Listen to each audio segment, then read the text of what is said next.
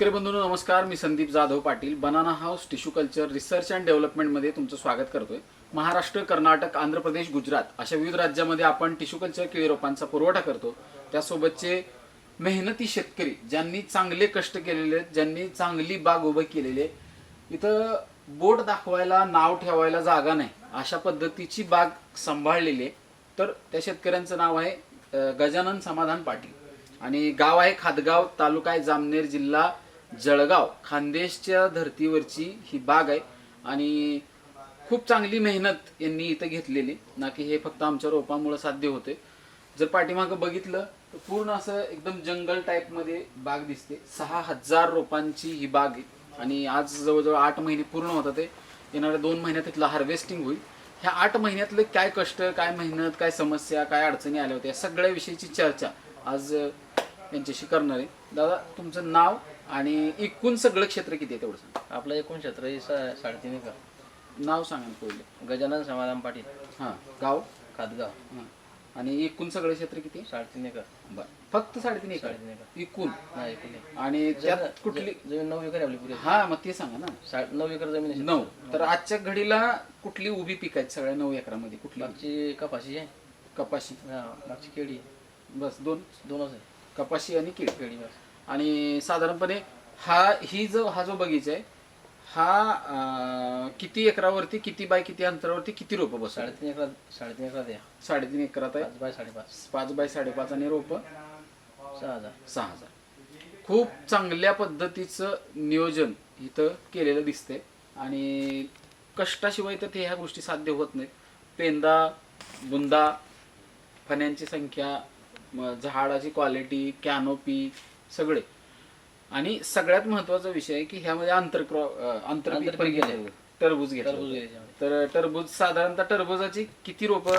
11,000 काढली होती. 11,000. आणि त्याच्यामध्ये किती उत्पन्न टनात निघालं होतं? 70 टन निघालं. 70 टन. आणि काय रेट मिळाला होता? ते 11 रुपये दिलं.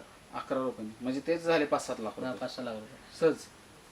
म्हणजे खूप चांगलं उत्पन्न काढलेले. सुरुवातीला त्याच क्षेत्रात 11,000 ना. 11,000 म्हणजे जवळजवळ थोडाफार खर्च पहिले टरबूजाचा त्याचा पण खर्च आणि थोडासा रोपाचा तरी कमीत कमी तुम्हाला आधार मिळाला. थोडक्यात सपोर्ट थोडा आला मिळून गेला. सुरुवात खर्च निघून गेला आपला. तर आता एक सगळी पूर्ण थोडी मला स्टोरी पाहिजे की पूर्वी ह्यात काय होतं आणि केळी लागवडीच्या वेळेस कसं कसं क्षेत्र तयार केलं सांगायचं. आपली पहिल्यांदा कपाशी होती. कपाशी काढली. कपाशी वेळेला केळी लावली. हा, मग कसं कसं क्षेत्र तयार केलं सांगायचं. आपलं पहिल्यांदा नागती करली. बरोबर. लोटर मारलं. आपण बेड पाळली, अंगी मल्चिंग आतरली. मग आधी कलिंगड लावले का? नाही, अगोदर लावलं ते केळी. केळी अगोदर लावली आणि परत मग मल्चिंग आतरली होती. बर. हा, आणि टरबूज मल्चिंग आतरल्यावर मग राहिला टरबूज. म्हणजे 5.5 बाय 5. हा, 5.5 बाय 5 वरती आधी केळी लावली. त्यानंतर मल्चिंग टाकलं, त्यानंतर टरबूज लावलं. टरबूजचे 11,000 लावले. 11,000. तर साधारणपणे टरबूजचा खर्च निव्वळ किती केला होता त्यावेळेस समजा? टरबूज करता 2-1 लाख रुपये झाला असेल. झाला असेल. आणि 7 लाख रुपये झाले. 6.5 आपलं 5.5 का 6 लाख झाले. 5.5 का 6 लाख. 2 लाख रुपये खर्च येतो एवढा. 2 लाख रुपये झाला. कसं रोप होतं ते बी.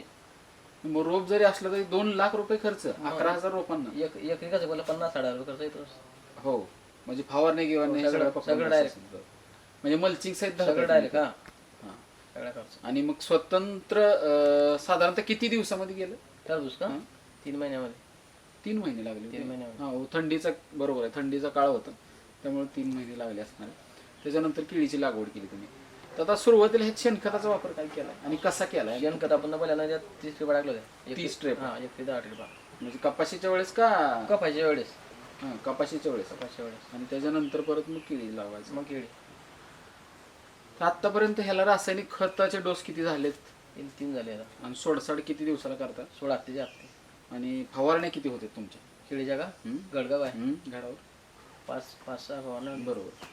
तर साधारणपणे आता मला एक गोष्ट सांगा, रोपं, खतं, फवारण्या, औषधं, सोडसाड बाकी सगळं पकडलं तर तुम्हाला किती रुपयापर्यंतचा खर्च प्रति झाडाला आलाय किंवा एकरी? सगळं 4 लाख रुपये खर्च आहे ना. 6,000 सगळं. म्हणजे तो टरबूजाचा धरून आहे का सोडून आहे? खतं धरून, टरबूज सोडून. टरबुजाचा तो सोडून 2 लाख तो सोडून हा 4 लाख रुपये खर्च आहे सगळा. खर्च फक्त निव्वळ फक्त केळीचा विषय सांगता तुम्ही. केळीचा कमी आहे. हां. कमी केळीला काय 50-60 रुपये हळपट आपल्याला. 50-60 म्हणलं तरी 6-36 म्हणजे 3-3.5 लाख रुपये तरी आहे. 3-3.5 आणि अजून आहे ना 2 महिने पुढं, हा 2 महिने. म्हणजे साधारणतः अजून किती होईल?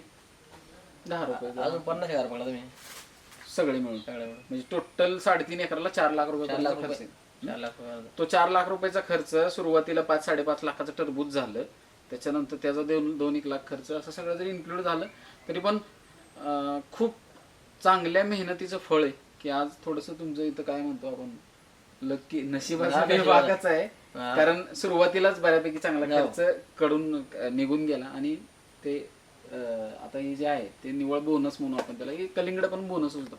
पण सगळ्यांनाच ते आंतरपीक जुळतं असं नाही. म्हणजे तुम्ही केलं म्हणजे सगळ्या गावाला जमेल असं पण नाही होत.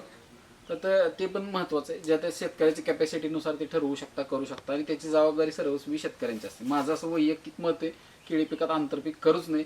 पण ज्या त्या शेतकऱ्याच्या त्यांनी रिस्क घेतली, काय म्हणू आपण त्याला, डेअरिंग केलं म्हणून या सगळ्या गोष्टी झाल्या, नाहीतर होत नाही.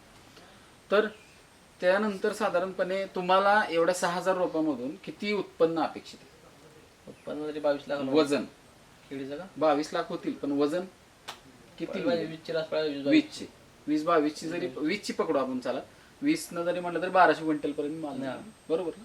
1200 क्विंटल. आणि अंदाजे रेट काय पकडलं तर 17-18 तेच भेटतात. आता तर 20 पर्यंत आहे. समजा आज 19-20च्या रेंज मध्ये आहे. भाऊ का नाही हो. आजचं कटिंग आहे 19. आत्ता कटिंग केलं ना, शूटिंग काढून आलो ना. आता राहू दे, ती चालू शूटिंग आहे. मी काय म्हणतो तुम्हाला की आशिष चौधरीच आहे ना, 19 रुपयाने कटिंग आहे. रोडला आम्ही शूटिंग काढलं. तर सांगणं माझं एकच आहे की भविष्यात तर काय ह्या बागेला अजून रेट राहतील. कारण आता श्रावण आहे बरोबर, तो दिवाळी नवरात्राच्या पिरियडमध्ये येईल ना, दीड पावणे 2 महिने लागतात. खूप चांगली मेहनत आणि त्या कष्टाचं फळ आज इथं दिसतंय. गजानन समाधान पाटील हे शेतकरी, गाव खातगाव, तालुका जामनेर, जिल्हा जळगाव, खानदेशच्या धर्तीवर.